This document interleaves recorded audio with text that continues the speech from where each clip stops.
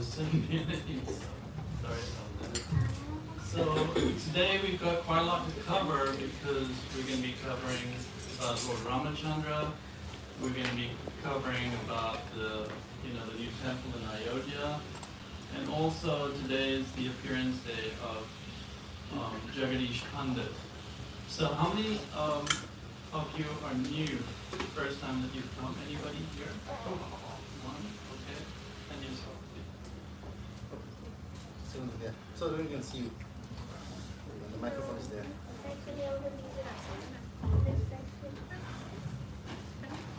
So for those of you that are new, we celebrate the lives of saints that have come before us and have lived exemplary lives. So these personalities may have lived, 100 years ago, 50 years ago. The particular person that we're celebrating today, he lived more than 500 years ago.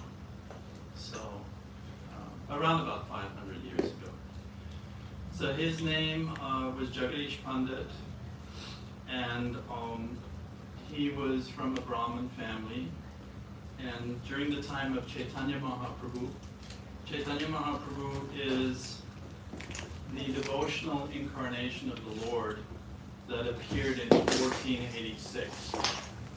So he appeared in West Bengal, which is only 500 years ago or so. And he appeared as the Lord appearing to teach us by example how to be a devotee. So he's the devotional incarnation of the Lord.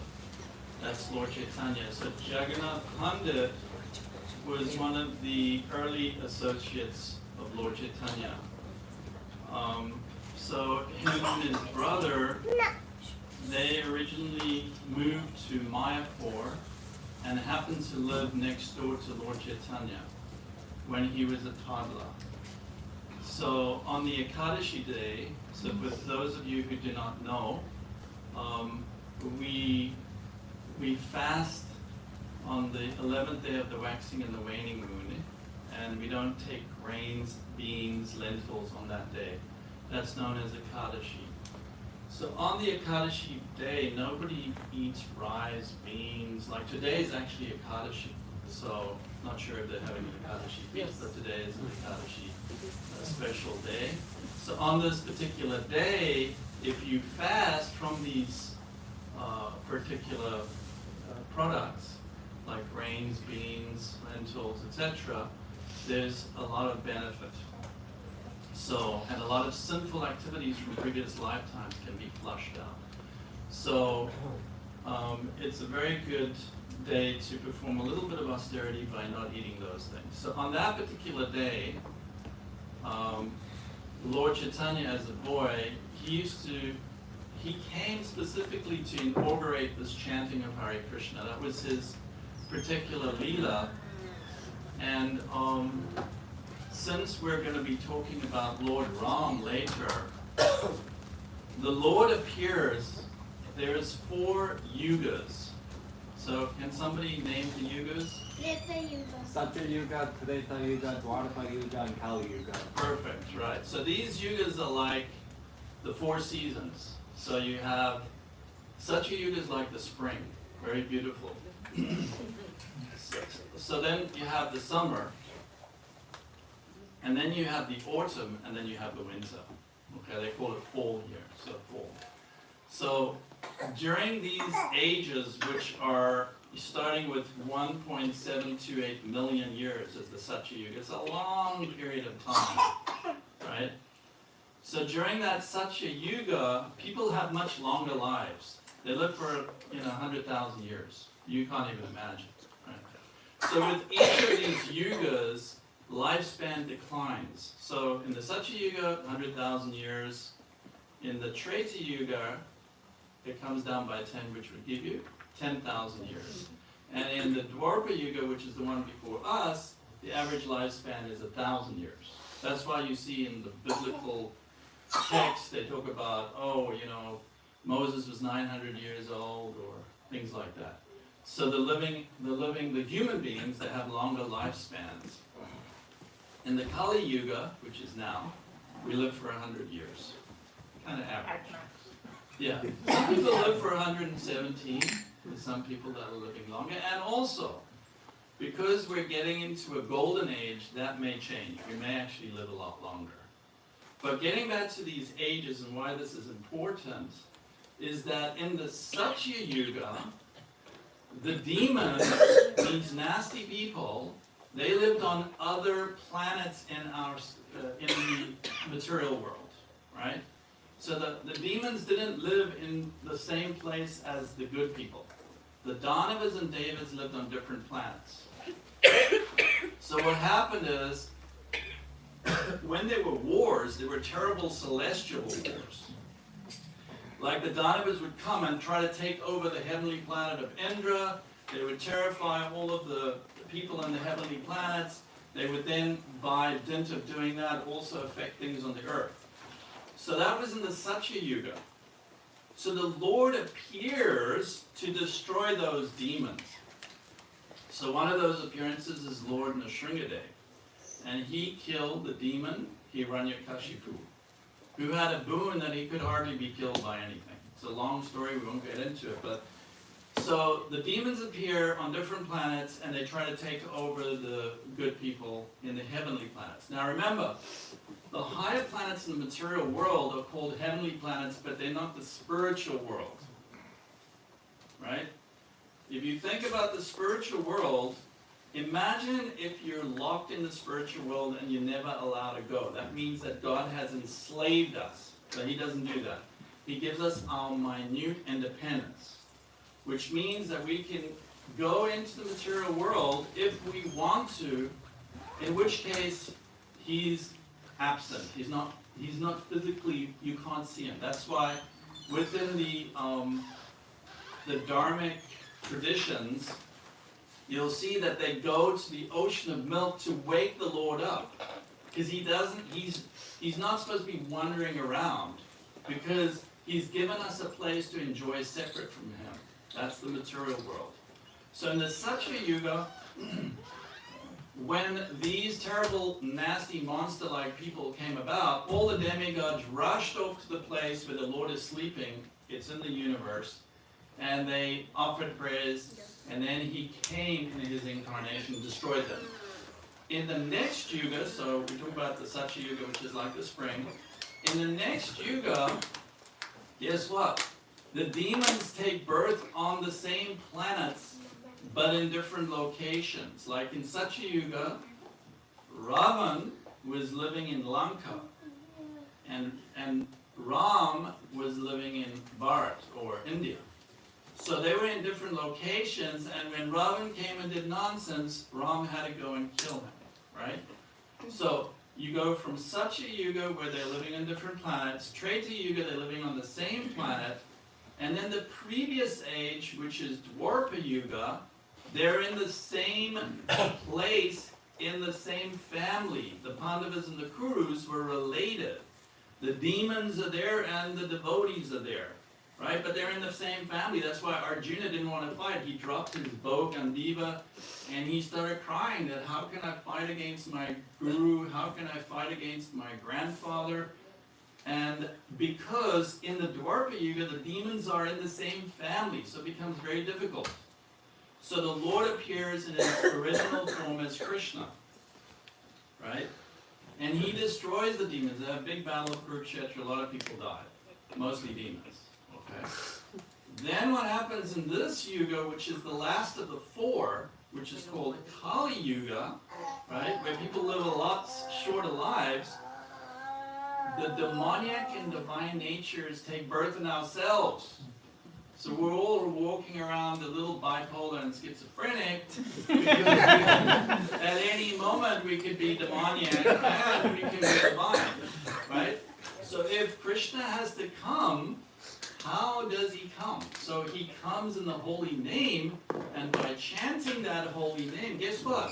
All the impurities in the heart go away. So Krishna destroys our demoniac qualities through His association, because Krishna isn't his name.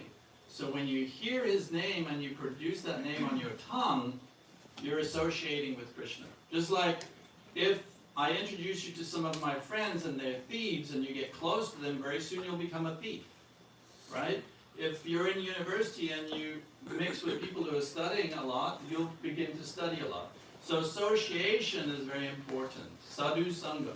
So Sadhu Sangha, Sarva Shastra Koi, Lavamatra Sadhu Sangha, Sarva Siddhi Koi. By just a moment's association with divine people, good people, that will save you from taking birth again into horrible situations. So, this personality who appeared, Jagadish Pandit, he moved from his ancestral home down to Navadvip, and he lived next to Lord Chaitanya, the appearance of Krishna, who has come to inaugurate, through the chanting of the holy name, a way for living entities to attain perfection, right? So just simply by chanting this mantra, you can attain perfection. So Jagadish Pandit and his wife, they lived there. So his brother Hiranya also lived with him. He came down, and her name was Dakini, and basically they were just completely devoted to Lord Chaitanya. In fact, his wife was also the wet nurse for Lord Chaitanya. So that's how close they were. So one day on the Ekadashi, which is today, what happened was Nimai, when he was very young and in his baby form, he would cry like anything. And when they started chanting the Hare Krishna Mahamantra, then he would be quiet. So everybody learned around him that when he cries, to chant Hare Krishna and everything will be fine.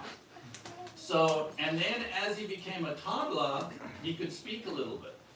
So this was when he was a toddler. So basically what happened is he starts crying and they start chanting in the house and nothing stops him. So they're getting really frustrated, they're chanting more. So they ask him, Nimai, like, what can we do to stop you from chanting? And he says, can you please go next door? I want to eat the rice offering that Jagadish and his wife have offered to their deity.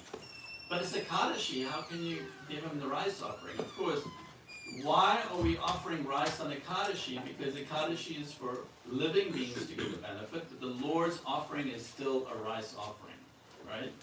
So you'll see in certain temples, they will, which, like for instance with Gauranga, sometimes they won't offer rice because Gauranga is taking the position of a devotee. And in other temples, they will offer, with Radha Krishna, they'll offer rice. But that's just a technicality. Anyhow, so what happens is they take Nimai over, and then he starts, he has the rice, he eats the rice, and he becomes satisfied. Because actually, he's no different to the Lord himself. So later, before Chaitanya Mahaprabhu was going to take sannyas, he asked Jagadish to go to Jagannath Puri, which is in the south from Calcutta. You have a place called Orissa, and there is a very ancient town there where one of the largest temples in the world sits, and it's the Jagannath Mandir, and Lord Jagannath presides there. So Jagadish goes down and takes a darshan of Lord Jagannath, and when he leaves, he's feeling, he gets a little ways leaving, and he's feeling so much separation that he can't take it anymore. But the king at the time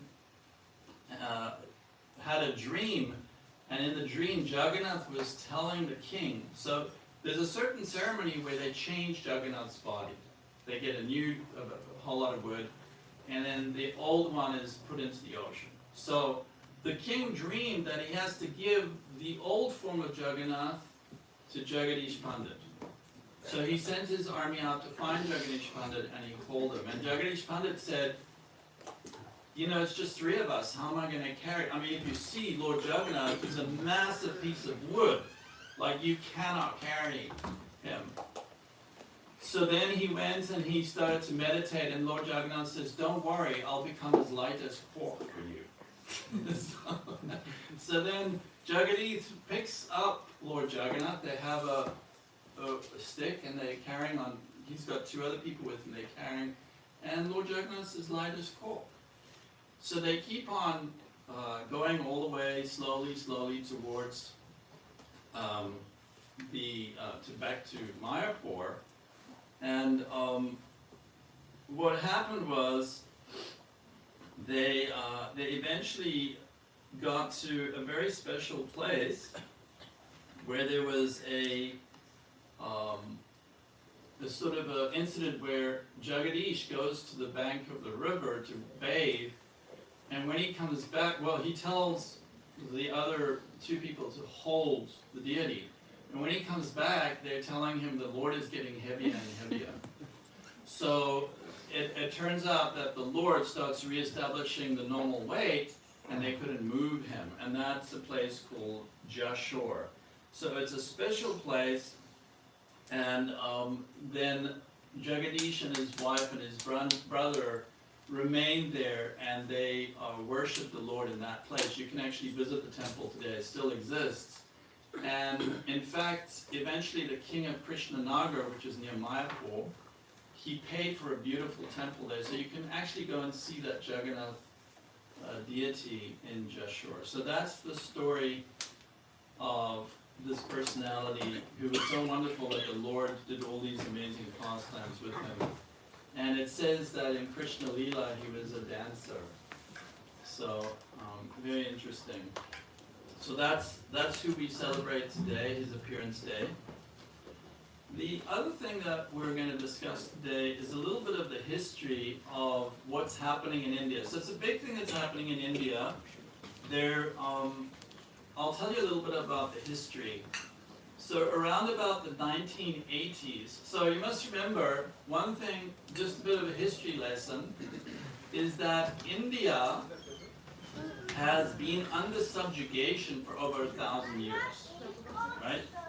Can anybody here tell me who subjugated the Indians in the last 1,000 years? Does anybody want to put up their hand and say? Yes. British. The British, yes, for 200 years. Anybody else? Mughals. The Mughals. Besides the Mughals, who else? Turks. The Turks, which are Mughals, yeah. Portuguese people. Persians. Persians, yes. So basically what happened is, Muhammad appeared 600 and something, right, AD, after the death of Christ. And his followers spread, the early followers of Islam, they spread the Islamic faith very rapidly. Right? It was a very rapid spread of Islam. And what happened was, early on they would come into India and they would sometimes just raid, because there was a lot of raiding going on in those days, right? But then later on, you had the sultans. So has anybody heard of the word of sultans or sultanate? Anybody heard? Yeah. What's the difference between a sultanate and a caliphate? Does anybody know? Sultanate, caliphate, I think, is religious authority Yes. in Islam, and sultanate is more about. It's a business king. They're doing trade, and they may be Islamic, but they're so. India was never taken over by a caliphate. It was mostly, they had the Delhi Sultanate, the Bengal Sultanate. So these sultans would come into India and they would live there and trade. But the sultanates, they ruled and they didn't rule the whole of India. Like the Rajput kings, many of them were never conquered. South India was not always conquered, but there were vast swaths of land all the way to Bengal that were conquered by the sultanates. Now the sultanates had not a great reputation because they imposed higher taxes and they were quite harsh with the people. Their idea was to just send goods to their country. What happened in 1526 was that the Delhi Sultanate was conquered by Babur, and Babur, he basically, on his father's side was Genghis Khan, and his mother's side was Timur. So both of these families were powerful families, Persian families. So he came in and Babur conquered the Delhi Sultanate. So the Delhi Sultanate fell in 1526. So you must remember, this is kind of around about the same time that Chaitanya Mahaprabhu was around, right? There were these, wars going on in different parts of India. So specifically, the Delhi Sultanate fell to Babur, and this is the beginning of the Mughal Empire. So the Mughal kings, there were many of them, all the way up until, the British times, and eventually the British, got rid of them, but there were many Mughal kings. Some of them were very good, like Akbar, and some of them were terrible, like Gauranga. Yeah, sure. So Babur specifically, he conquered the Delhi Sultanate, which was a massive thing, because remember, the Delhi Sultanate had been going on basically for more than 500 years. So for them to be conquered by the Mughals was quite a big thing. And at that time, when they were conquered, the commander, one of the main commanders for the army, he went to Ayodhya, and then because the Muslim pilgrims would go by boat to Mecca, he wanted to build a mosque, different mosques on the way to the ocean. So he built a mosque, which is known as the Babri Mosque. And that mosque it's got 3 domes, and it sat in India for 500 years. But then in the 1980s, there was I would say, political and religious movement that was kind of suggesting that there was a temple that was destroyed at the time of the construction of the Babri Masjid, right?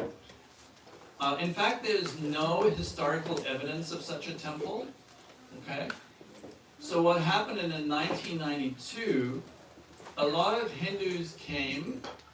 These were mostly from RSS, which is the Rashtriya Swayamsevak, and other groups, and they were on the property, and eventually they began to got out of control, and they tore it down with their hands. I mean, unbelievable. You can not believe they tore it down with their hands. So by the time the army came, there wasn't a temple. It was ripped down, dome after dome after dome. It was gone. Now, if you consider the atrocities that were happening in the British times, in the Mughal times, these things were happening to the Indian population or the Hindu population continually. Like, for instance, in the 1700s, Aurangzeb, who was a Mughal king, there was a beautiful 7-story temple in Vrindavan called the Govindaji Temple, and he didn't like that he could see it from his palace, so he sent his army to rip down 4 floors. They just came one day and they ripped down 4 floors. When the Delhi Sultanate built that huge temple in Old Delhi, which has got the highest minaret in the Islamic world, they actually ripped down lots of temples and residences in the area where that is. So there were lots of atrocities on the side of the occupiers. In fact, when that happened, the Mughal king went blind on one particular day when they were destroying the Hindu temples. And his advisor said that there is a very old temple of Krishna here, and it should never have been broken down. So unless you restore, your men are now breaking it down, you're going to remain blind. So he went and stopped them, and his eyesight came back. So these kind of things were going on where people were destroying temples, and So this incident in 1992 was a huge thing all over the world. Everybody heard about it. It was like a lot of instability. And it really had nothing to do with, like a lot of people think maybe it's got something to do with Pakistan. No, it just had to do with this location. Now, if you consider that Lord Ramachandra appeared in the Treta Yuga, right? So that is millions of years ago, but he didn't appear in this Treta Yuga, he appeared in the previous Treta Yuga. So you're talking about 6 million years ago. So it is hard to say exactly where he was born. 6 million years is a long time. But what we do know is that he was born in Ayodhya. So the RSS, which is the Rashtriya Swayamsevak, they decided to create a political wing called the BJP, or the Bharatiya Janata Party, who the Prime Minister is Modi at the moment. They had promised to build a Ram temple on this site in 1992.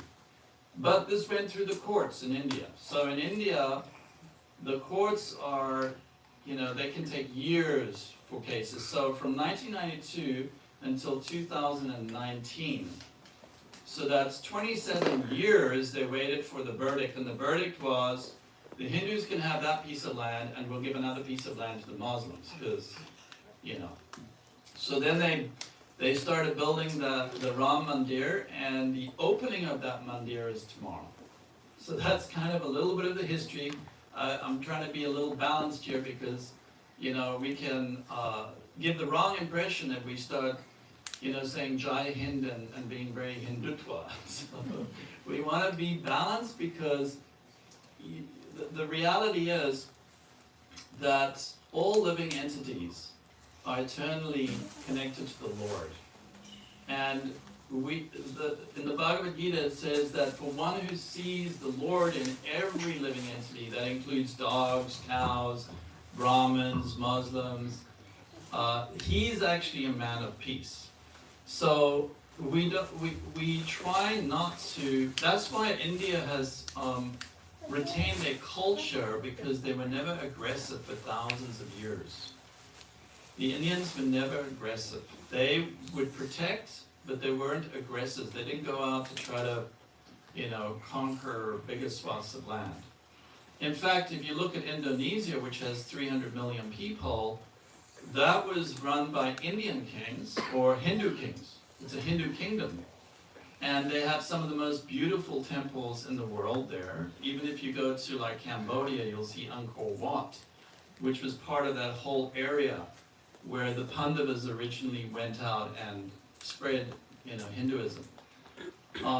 Those were also converted to Buddhism and Islam, etc. So, in the course of time, things change. But the important thing for us to understand is that when the Lord is put in the middle of everything, then everything becomes good. So when we see the temple dedication to Ram, then we think only of the Lord. Because out of all incarnations, Lord Ram specifically was considered to be the most perfect example of a human being. So now we'll move on to a little bit about the life story of Lord Ram. So I'm sure all of you are very familiar with Lord Ramachandra. And I thought, because of time, what is the time right now?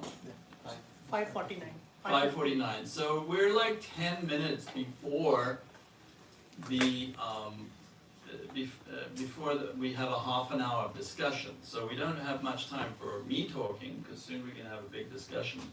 So to sort of summarize Lord Ramachandra's life, I've just put it into points that I found in the Ramayana, and I'll read that, and hopefully it won't be too boring, because it's difficult when somebody's reading. So the Ramayana is made up of different books. There's the Balakanda, which is the pastimes of the Lord when he's youthful. So this narration begins in the city of Ayodhya, where King Dasarath, the ruler of Koshala, conducts a sacred ceremony to beget children. So he didn't have any children, and for kings that's very difficult. So he had 3 wives, Kaushalya, Kaikeyi, and Sumitra. And he got their Kula Guru to give some benediction, and he gave them some payasam, which is like sweet rice, for the wives to eat. And by eating that, miraculously, they were able to give birth. So Sumitra gives birth to Ram, and then Bharat. Yeah, okay, so let's use this as a, okay, so who can tell me? Go ahead. Kaushalya gave birth to the Ram. Kaushalya gave birth to Ram, right? 'Cause Kaikeyi everybody- gave to the Bharat. Right, Kaikeyi, and then who were the twins born to? Sumitra. Sumitra, that's Lakshmana, correct. Shatrugna. Okay, and the twins' names were? Lakshmana And and Shatrugna. Shatrugna, right. So this is a story about a king. He gets a boon, and he's obviously a great king because he gets a Supreme Personality as his son. Then,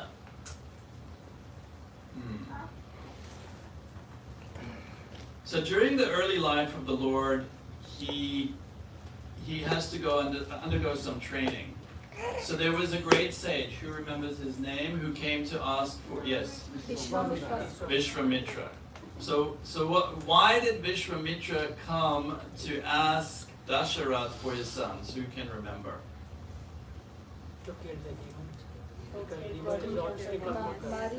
who were bothering him. Yes, there was some demons like this. In these times, there were like weird demons that could change their shapes. They could do horrible things. So they were destroying the sacrificial ceremonies, right? So these sacrificial ceremonies that were going on were almost like science today. Isn't it? You see, like in science, they experiment, for instance, on a rabbit so that they can produce medicine for human eyes, because the rabbit's eye is very similar to human eyes. So in the Vedic times, they didn't have to do all these ugra things, these gross things. They could do simple things like offerings to the Lord in a fire of ghee and different auspicious substances, and there would be benefits that would be accrued. So it was a much more peaceful time. So these, so when Vishwamitra came, who went to get trained? Who can remember? Yes. And then what happened? Does anybody remember? What happened? Did they get beaten by the demons? No. No. They killed the demons. Exactly. They killed the demons. So, and they were just little boys, basically. So this is the beginning of their life. And then what happened was, as normally happens in these palatial environments, is especially when there's more than one wife, some people are vying to become the next king, but not them directly. It could be their mother, or it could be somebody else. So who can remember the person that poisoned one of the mothers? Mantra. Mantra. So what did she do? Who can say? She went to, Kaikeyi. and what did she tell her? She told her that. So tell the story about how Kaikeyi had the ability to get a boon. Does anybody know the background story? Yeah, she saved the king's life in one of the battles, so the Dashratha king gave her 2 boons Yes. whenever she wanted. Yeah, And she asked for those 2 boons. exactly. You know, she So asked. these are not ordinary wives. How many wives would like to go to the battlefield to save their husband? Anybody like to do that? So they were very powerful Kshatriya wives. They were powerful. So she saved her husband on the battlefield, and he gave her some boons. And one of the maidservants, Mantra, she whispered in her ear something. What did she whisper? Who can tell me?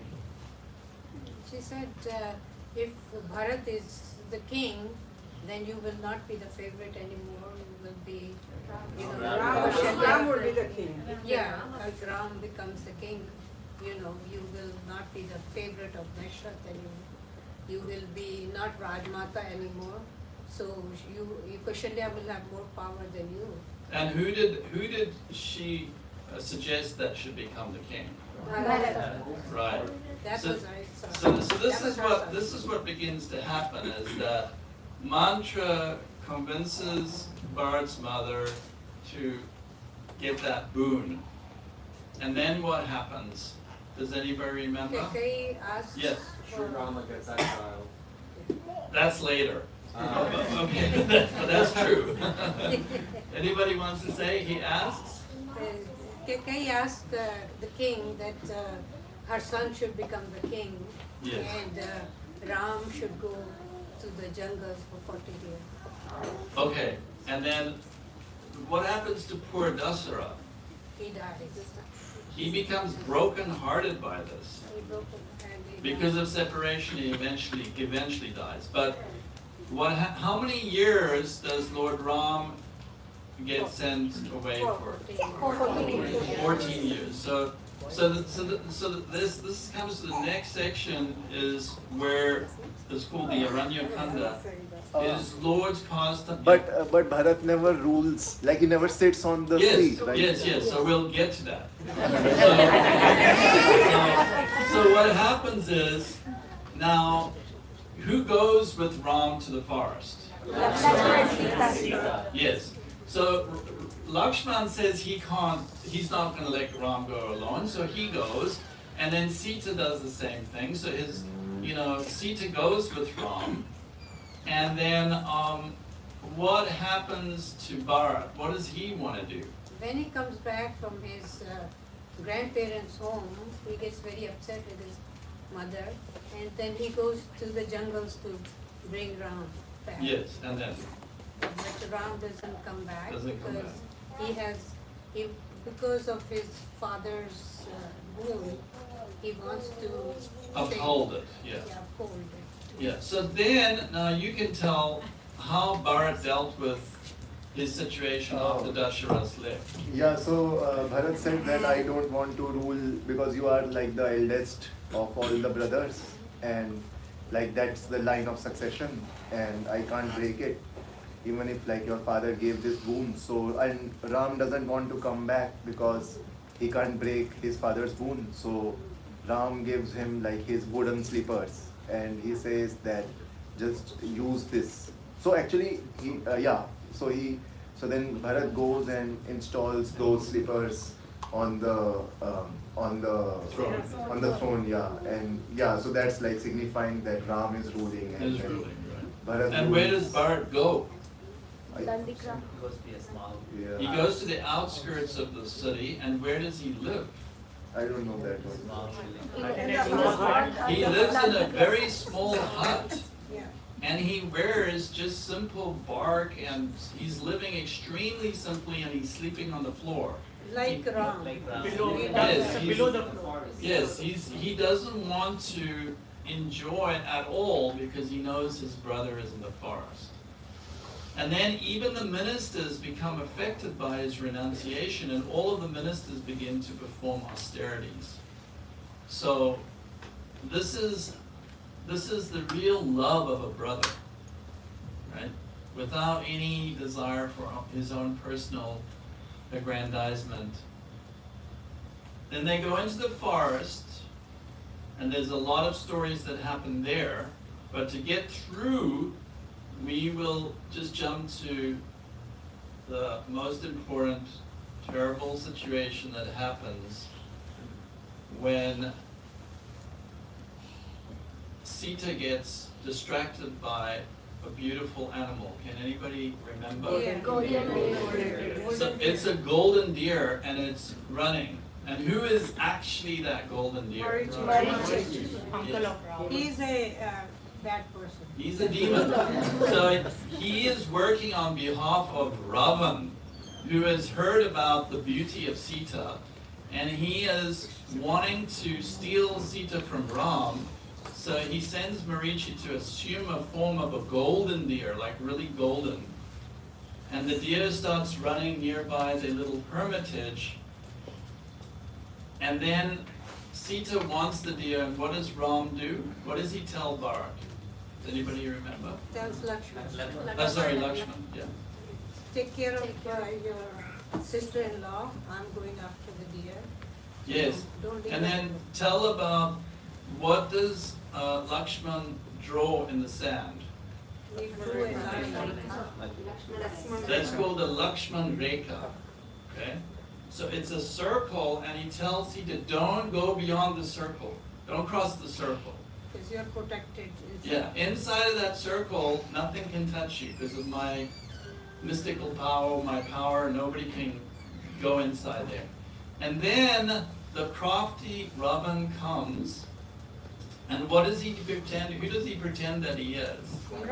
Brahman. Yes, a mendicant, an old mendicant who looks weak and is so thirsty and hungry. And he begins to speak to Sita. And then what happens? Does anybody remember the exact details? She comes She, to he give him praises Sita. something to eat. You know, he says, you have to come out. I cannot go in, because he tries to go in and, you know. Yeah, he acts like he's a feeble old man and he wants something to drink, and she crosses the boundary thinking, oh, he's just an old man. And then he transforms and grabs her and kidnaps her. And this is the beginning of a huge war, a massive war. This creates a big problem. So then, who remembers what happens after that? Ram, On the way to Lanka, Jatayu. yes, there is a big devoted bird, eagle, who Jatayu. you got a vulture, eagle. Yeah, he's a bird of prey, and he sees that Sita's crying out, and he wants to intercept them. And he fights practically to his death, and he falls down. He can't, he can't. So eventually, so this is all happening in India. Ravan takes Sita all the way to Lanka, right? So some people say Lanka is in Sri Lanka, some people say it's in the Maldives. This is a very long time ago, but it is not in India, it's somewhere else. It's Sri Lanka. Well, some people say it's Sri Lanka, but some people say it's not. Like, this happened 6 million years ago, it's very difficult to say. If you look at the measurements that are given in the Ramayana, it must be a lot further than Sri Lanka. So, it's debatable. Yeah, it's a debatable thing, right? But whatever the case is, they go, and Sita gets kidnapped, and she's living in captivity. And then there is this big, huge search. And to cut a long story short, there's a lot of alliances that happen. And Lord Ramachandra eventually has alliances with these, Sugriva. Sugriv. And who is Sugriv? King of the Monkeys. monkeys. Right. Now, sometimes we find these Neanderthal bodies, these like bones and things. And people say that these are like our ancestors. But we don't see any monkeys turning into human beings. And in the ancient world, people used to burn the bodies, including the bones. So there's not much evidence of human civilizations. But so there were monkey type of creatures that lived that could also speak. So this is where you have the story of Lord Ramachandra. Because he lived in the jungle, he made an alliance with the monkey king, and then one of the very most devoted personalities, whose name is? Hanuman. There we go, Hanuman. So you'll hear a lot about Hanuman, and there's even prayers like the Hanuman Chalisa, and showing the devotion of Hanuman to Lord Ramachandra and Sita and Lakshman, etc. So Hanuman what happens? Who wants to tell how Hanuman finds Sita? He goes across the ocean. Right. So first of all, Hanuman is so powerful that he had superhuman strength. Like he was, when you watch Superman on all of these, personalities they make up, Hanuman had that power. He could fly through the sky, and even go through the solar system. So he was not an ordinary monkey. He was a superhuman being who had immense power. So he eventually located Sita, and then the armies eventually crossed the ocean. How did they cross the ocean? Does anybody They remember? made it Yeah. big. They built a bridge. What did they build the bridge out of? Stones. And what did they write on each stone? Ram. So they wrote the name of Ram on the stones, and the stones floated. So eventually they went into Lanka, and the war began. Hanuman first went there, and he burnt a lot of Lanka, but then he came back, and then they built the bridge, and then they went in, and eventually they killed the demon king. He was killed, right? And then what happened is that who did they install as the new king? Does anybody? Vibhishan, right. So Ravan was so powerful that in this material world there's a place called Indraloka. Okay, that's where the king of heaven, the material heaven, not the spiritual world, resides. So Ravan was so powerful that he stole Indra's spacecraft. So this Pushpak, does anybody? Pushpak Viman. Yeah, it's called, Biman means airplane, and Pushpak is an airplane that works in a very mystical way. But how big, does anybody remember how big this airplane was? It was the size of a city. It was the size of a city. So when Rama is going back to his capital, then they mention that, oh, by the way, Indra's spacecraft is here, why don't you take that? So they said, oh, that's great. So they went with all the monkeys, 50,000 monkeys. Can you imagine a spacecraft that can, first of all, take 50,000 passengers? The whole army went on that spacecraft and they flew over to India, right? And then they passed all these different places, remembering all these things that happened as they went. And finally, this entire city spacecraft lands in Ayodhya, and there's this welcoming ceremony with all of the inhabitants that come to see the Lord. And then there's this beautiful, installation. But before that happens, Ram wanted to test his brother, right? So what, does anybody remember what he did? He sent Hanuman first, Yes? to see how Bharat feels when Hanuman said Ram is coming back. Exactly, yes. So he first wanted to make sure that there wasn't any iota in Bharat's heart that he wanted to be king. So he told Hanuman that when you go and tell Bharat, watch his eyes and mannerisms and make sure that in his heart there's no desire. And when Hanuman came there, Hanuman being so devoted to Lord Ram, he was completely convinced. And he basically, Bharat was so humble that being so excited that he sent out his ministers to prepare everything.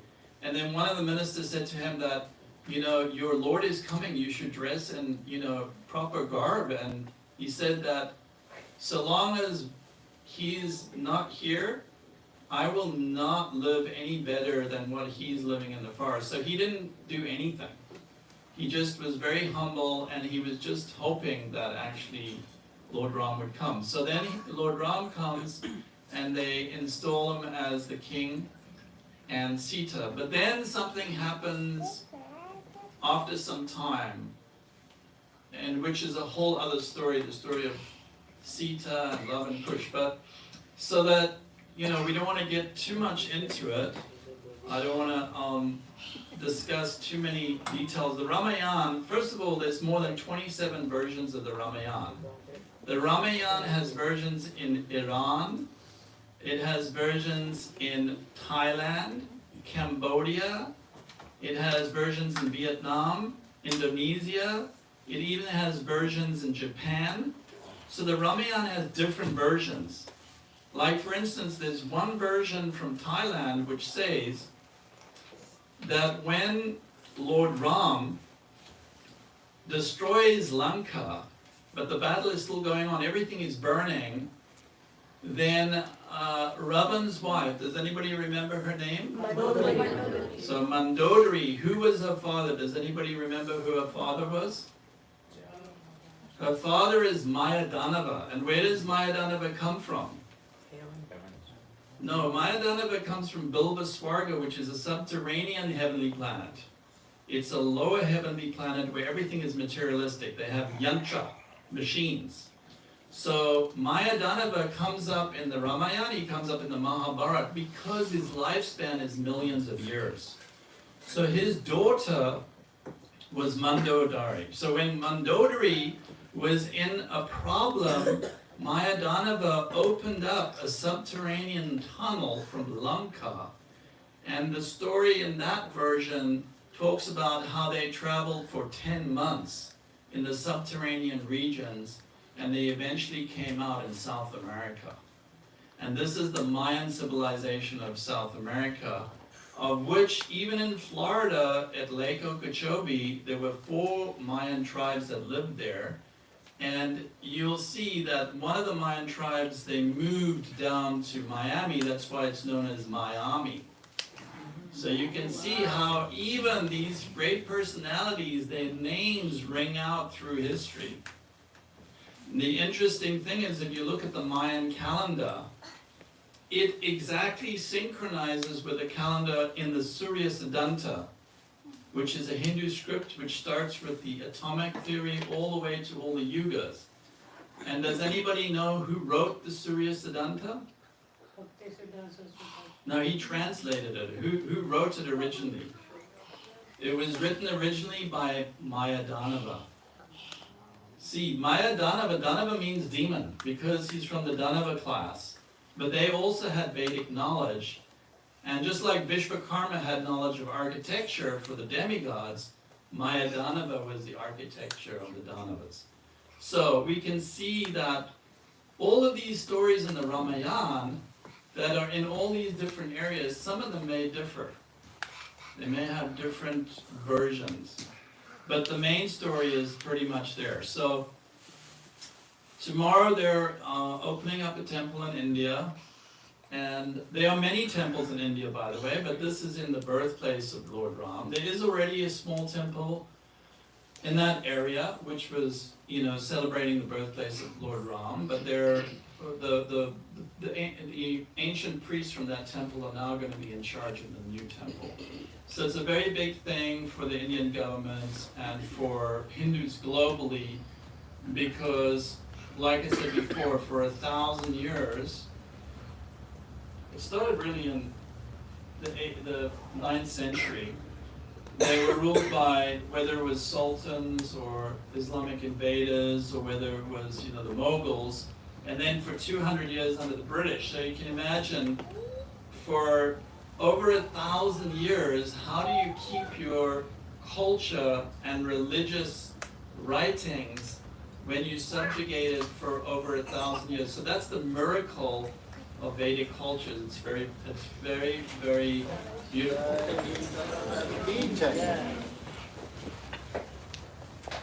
So I think that we can open the floor up for questions, discussions. If anybody has any questions, whether it's to do with the subject matter or some other subject matter, spiritual, yeah, go ahead. In a version of Ramayana, in one of the versions of Ramayana, it said that Ramayana ended after Ravan was killed. This was added later to, the Sita going back to the jungles and love and Kush. It was added just to distort the Ramayana. Yeah, That's so- one of the rumors. I don't know. Yeah, so there are, look, in religious, when you get to religious writings, interpretations and everything, there is a lot of disagreement. Yeah. So, It was at the time of Mughal and British, just to put Ram in a bad light, yeah, That's what I have read somewhere, so I don't know. This Yeah. is one of the things yeah. that are out there. So just so that you know, that religious texts and religiosity is so controversial because, can you imagine, 70% of Hindus are theistic. They believe that there is a God, okay? There are other Hindus that believe that there is this energy, it's called Brahman. Of course that energy exists. And when that energy comes into the material world in different modes, like mode of goodness, mode of ignorance, or mode of passion, it assumes a form of Shiva, Vishnu, or Brahma, right? So they say that there is no God, and that when the energies mutate, then there is this creation of God. But in the Bhagavad Gita, Krishna says, Brahmano hi pratishtaham. I am the source of that Brahman, right? So can you imagine 30% of all Hindus are what we call Mayavadis. They don't believe in God, but they dress like saints. They perform great detachment and austerities. They wear their tilak like this. And nowadays, most people think Hindus are, or let's say those who worship God in India, wear their tilak. But this tilak here comes from Shankaracharya, who was an incarnation of Lord Shiva, meant to drive the Buddhist philosophy out of India. So he taught Bodhanam Pratnam, covered Buddhism. So you can see that the real thing that we should all endeavor for is to observe Krishna in the heart. So if you don't believe in Krishna, then observe God in the heart. Everybody has the experience where the Lord prompts you from in your heart not to do something bad or to do some good, kind act. So like I said, Lord Ramachandra appeared 6 million years ago. It's very difficult to say for sure, is this version correct, is it not correct? We really don't know. But the story is very beautiful. And even the story of Lava and Kush, some people see it as very beautiful. I think they made a lot of TV series about all of these different things. But the main thing that we should remember is the one religious principle. Always remember God. Always remember God and never forget Him. So if we always remember God and never forget Him, that's the most important thing. Krishna says in Bhagavad Gita, Yo mam pashyati sarvatra. For one who sees me everywhere and sees everything in me, I am never lost to him, and nor is he ever lost to me. So that is the topmost principle of spirituality. All the other things is not going to help us at the time of death. And the time of death may come at any time. You could be driving home and you could see somebody died on the road. It happens all the time. So, try to improve on an internal way, your own, person, yourself. Anybody have any other questions? Yeah, go ahead. Prabhu, thank you. Are we done? So thank you so much, Prabhu, for telling the story. One key takeaway for me was I was never heard about Mandodari's father. Thanks for letting us know. Thank you so much. Hare Krishna Prabhu, so thank you for that class. I had a quick question. So in our Vaishnavic disciple, right, like the Gaudiya Vaishnava, so there are 4 I remember. So I know there is one for Ramanujacharya. So what does the Vaishnava scripture tell about the Ramayana, is the most authentic and what happened exactly there? Because we know the exact version, we know what the truth version is in our Vaishnava Sampradaya, that's concretized. So what do they tell about? Well, in the Gaudiya Vaishnava Sampradaya, like Murari Gupta, he was a He was a devotee that was dedicated to Lord Ram, and Chaitanya Mahaprabhu never disturbed him in that. So what's really true is, where is your devotion, right? So somebody who's devoted to money, they become rich because they can sacrifice everything for money. Somebody who is devoted to charity, they will sacrifice money for charity. Somebody who is devoted to their body will go to the gym every day and they'll take care of their body. So we have to see where our devotion is. Where does our mind go 70% of the time? So more important than the detail, because there are lots of different details, right, is really to understand that we're in this world which is real but temporary, right? If you had a look of a picture of all of the people in this room in their baby bodies, you would hardly recognize anybody because the bodies have all changed. The only thing that remains the same is you individually. So does anybody else have something to say about that question? Does anybody have, like from the Gaudiya Vaishnava perspective, is it that important to find out the exact details, or is it, does anybody want to say something? No, I have a separate. You have another question? Go ahead. Isn't really there is a link between Rama and Krishna? Is there a link between Lord Ramachandra and Krishna? Yeah. What sort of link are you asking? It's two different in Yuga. They both are same. Is it true? They're not the same because, Krishna is the original form of the Lord. Lord Ramachandra is an incarnation of Krishna. So there are certain things that Lord Ramachandra is doing specifically, whereas Lord Krishna, he kind of is just coming, like, you can imagine that an actor, right? He acts in a certain role, just like, there's famous actors like Amitabh Bachchan, right?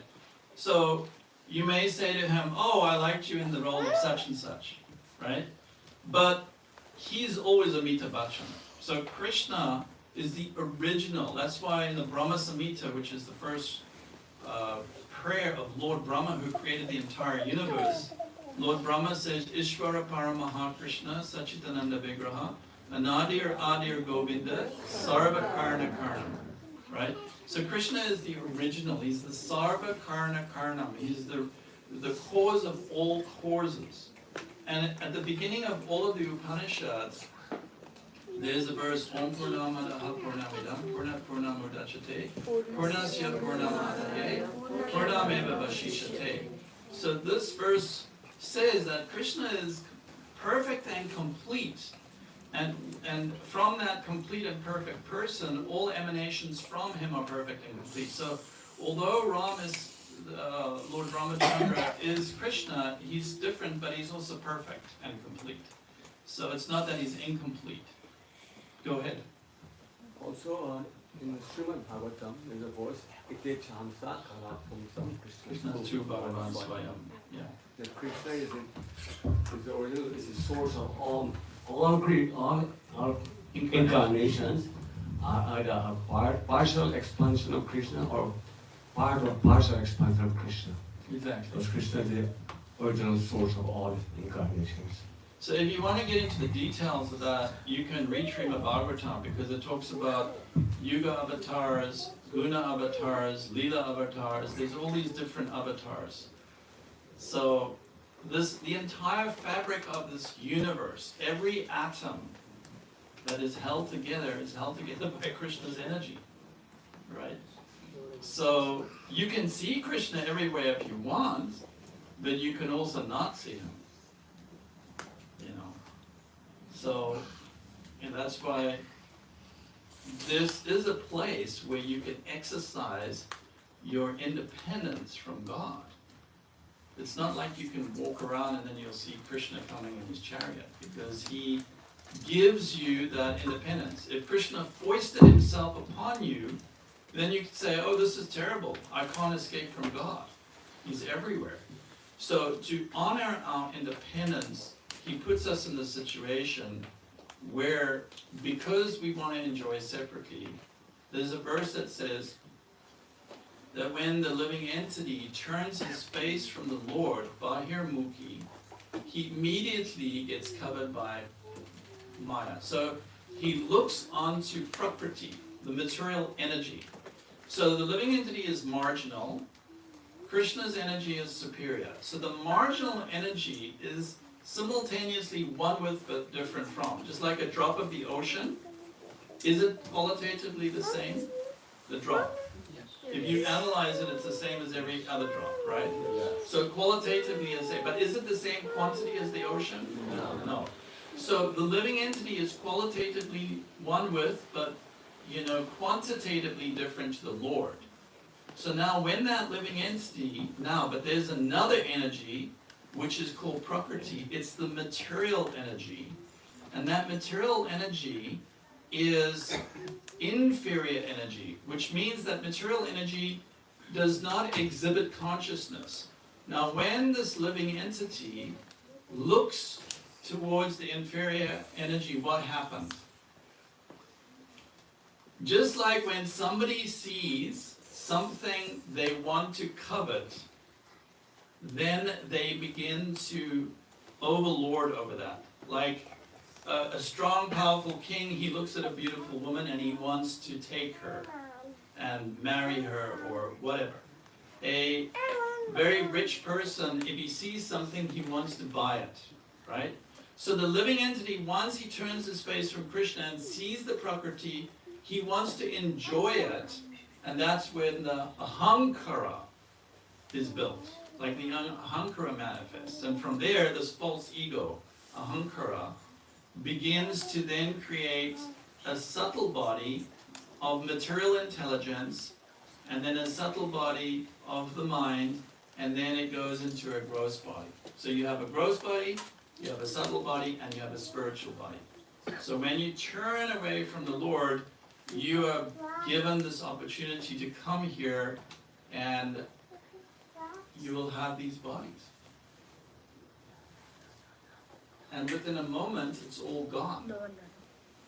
Right? So it's all gone. Sometimes even in this lifetime, some people lose everybody. They can be, like right now we have wars in Ukraine and in Gaza, and there can be an explosion and everybody in your family, everybody you ever know is dead. Right? And you're alone in this world. So the spiritual world is different, it's not like that. But we're here taking this chance that we can enjoy in this temporary world. Any other last questions? We've got 2 minutes left.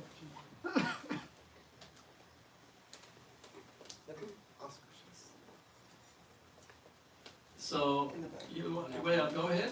I had a question about the yugas and stuff. I know in hard time period right now, Dwapara Yuga, Treta Yuga got flipped, got switched. Does that affect the length of the yuga? Does it affect the age at which the people live in that yuga?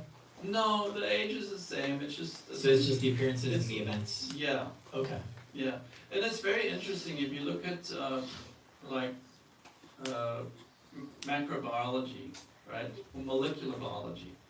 You'll find that when people age, they have a molecule called CD38. The more of this molecule you have in your body, the faster you age. And then there's something called the epigenome. And so you have your DNA, right, which is always perfect. That's why, if somebody has a child, the child is perfect in the sense that they have DNA from there and they start growing again. But what does the epigenome do? The epigenome opens up the DNA and reads some of the genes. Let's say you need some hormone. So your epigenome opens it up and says, oh, I need dopamine. So it pulls out the data and it creates messenger RNA. It replicates the data, takes the messenger RNA, sends it into the cytoplasm, and the ribosomes produce it, right?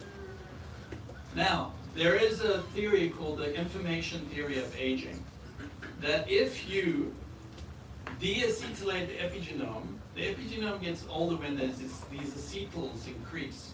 If you deacete the epigenome and you put in a CD8 inhibitor, you can reverse aging.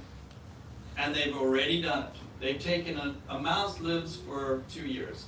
They've taken a mouse that's like, can hardly walk. They've done this and they've reversed its age so it's running faster than the 3-month-old mouse, right? So these advances in science are getting into Brahma's engineering program and figuring out how to circumvent this aging. So how these yugas change our length of life, it has a lot to do with the way we've been programmed, and it's a lot to do with the way that we interact with our universe. But there's absolutely no way that it is not pre-designed. It is pre-designed, we know that. If you just speak to any, molecular biologist, they'll tell you. It's very, so the fact is that these yugas and the different ages are highly possible. That's why we're moving into a golden age in which things will be as good as the Satya Yuga, which also means eventually people, they may not live for 100,000 years, but they probably live for 200, right? Because all of the qualities of the previous golden ages will come in. And these things are highly possible with yantra. Does anybody know what yantra means? Machine, right? So spirituality is done with mantra, and then witchcraft is done with tantra, but you can do all of the things you can do with mantra, tantra, with yantra. Believe it or not. This is like when you put on virtual reality, it's very bewildering, right? So we're in a kind of virtual reality, but this is designed by somebody who has a quad-core brain. He's got 4 heads, and his body is made of pure intelligence. He doesn't have a gross body like us. His body is made of pure intelligence. So you can see how brilliant some of these scientists are. He is more brilliant than all of them put together. And he's created these bodies for us. So I hope that answers your question. I think we'll a couple of minutes now. If anybody has any contribution, some of the new people are here. Did you have any questions? You and your friend, would you have any questions about spirituality or about this particular line of spirituality? What do you think about vegetarianism? I'm vegan. Oh wow, well done. That's wonderful. And yourself? Do you have any questions? Okay. So the most important part of this whole program is going to be the eating program. That's happening after. So we're vegetarian, we're not vegan, but you may want to speak to some of the cooks to find out which are vegan preps. So we're not fanatic about some, like there's some in California, we have some temples that are completely vegan. Simply because the cows are being mistreated in many of these big, factory farms. So, any other comments or questions? Anybody? Yeah, go ahead. No, just want to make one announcement. Very special day, so just don't leave soon. After this finishing the Vaishnava bhajan, that's the time we will all get an opportunity to offer a ghee or a diya to the Lord. So just want to make sure that's one special event happening today. So stay back for that part. And after that is prasadam, as he said, for everybody. Really nice pack to go boxes. So we all come in the front, while the kirtan is going on, offer diya to the Lord, and then the diya will go out and be placed out in the front where the rangoli is, if you see there. Yeah, that's how it's going to happen. So take pictures and all the things for that. So yeah, almost time for So that. that's wonderful. They're going to have lamps. You can offer lamps to the Lord, and you can take your lamps. There's a beautiful place where they did some decorations of rangoli, and you can place them there. So it's almost like the Bali today. Welcome to the Lord. But just imagine what's happening in Ayodhya. We are this small. Oh, yeah. The whole of India and the whole of the world. Everybody's fired up. Yeah. You did mention that there's so much different Ramayana Version. Which is the one that you recommend? If we want to read, which is the one we should recommend? So, the best thing is you can go on, what's it called? what's it called, Prabhupada Vani, the Veda base, and then just search what Prabhupada recommends. I have different versions, so there's a very nice tape recording by Amala Bhakta. I think it's got about 60 audio recordings of the entire Ramayana. So that's a very beautiful one. I think I first heard that in I was in hospital in the 80s, and I listened to that whole, very beautiful. It's a complete Ramayana. And it's online, you can search it. Amala Bhakta is a devotee, is a sannyasi in Los Angeles, and he used to be a professional actor, and he puts on so many different voices in this version. It's very beautiful.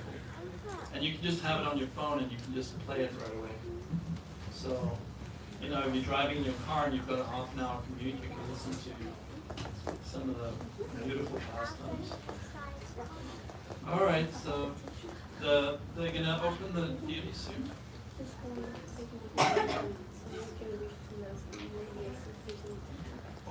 Okay.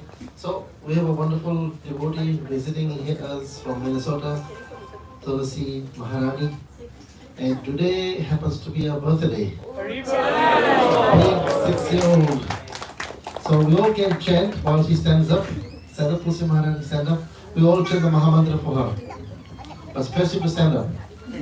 Okay? Hare Krishna, Krishna Krishna, Hare Hare. Hare Rama, Rama Rama, Hare Hare. Hari Bol, Tulsi Maharani ki Jai. And also one of the wish is that you guys move from Minnesota to Orlando. Okay, possible, right? Yeah, possibly. Okay, very nice. Thank you very much. So yeah, this was the main announcement. Please don't just rush away. If you have to go to the bathroom, you go to the room, but the offering is going to happen. Now we have Gauranga, Bhajan Govinda.